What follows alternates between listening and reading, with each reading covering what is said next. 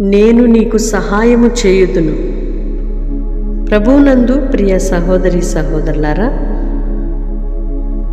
యేసుక్రీస్తు నామములో మీ అందరికీ శుభాలు తెలియజేస్తున్నాను.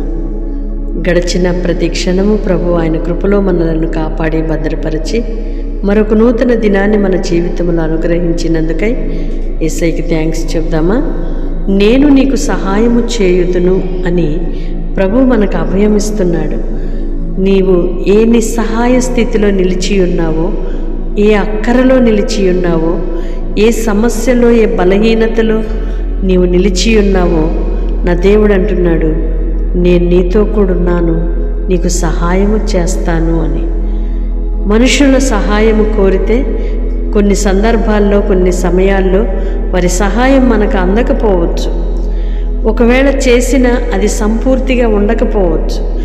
నా దేవుడుగాన నీకు సహాయం చేయడం మొదలు పెడితే నిన్ను ఎక్కడ కూడా బలహీనతలోనికి పోకుండా, అవమానమునకు అప్పగించకుండా, నిన్ను ఘనపరిచి నిలువబెట్టి ఆయనకు సాక్షిగా మహిమార్థముగా నిలుపువాడై ఉన్నాడు.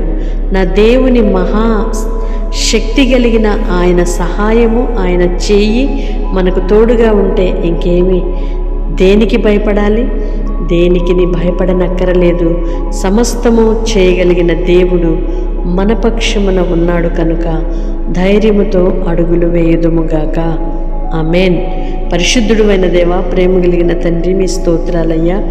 నేను నీకు సహాయము చేయుదును అని నీ పిల్లలకు అభయమునిచ్చారు. అవునయ్యా, మా సహాయకుడవు నీవే, మా ధైర్యము నీవే, మా ఆధారము నీవేనయ్యా. నీ పిల్లలు ఏ పరిస్థితిలో ఉన్నారు నాయనా, ఏ స్థితిలో ఉన్నప్పటికీ నీ సహాయము వారికి మెండుగా కలుగునుగాక. మిమ్ములను అర్థిస్తూ అయ్యా, మీ సహాయము కొరకు వేడుకుంటున్న నీ పిల్లలను దాటి వెళ్ళక మీ సహాయము అనుగ్రహించుమని వేడుకుంటున్నామయ్యా. సహాయము చేయండి తండ్రి. మీ స్తోత్రాలు చెల్లిస్తున్నాం.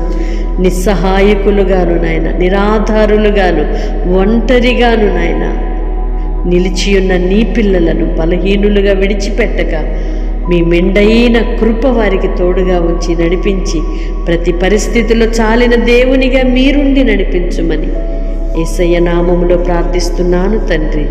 ఆమేన్. సహాయము చేయగలిగిన దేవుని హస్తము మీకు తోడయుండి నడిపించునుగాక.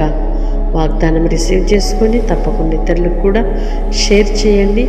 ఈ పరిచర్యలో పాలిభాగస్తులుగా ఉంటూ ప్రోత్సహిస్తూ ప్రార్థిస్తూ సహకరిస్తున్న మిమ్మల్ని అందరినీ కూడా నా దేవుడు నిండారులుగా దీవించునుగాక. ఆయన సహాయము మీకు మెండుగా అనుగ్రహించునుగాక. ఆమేన్.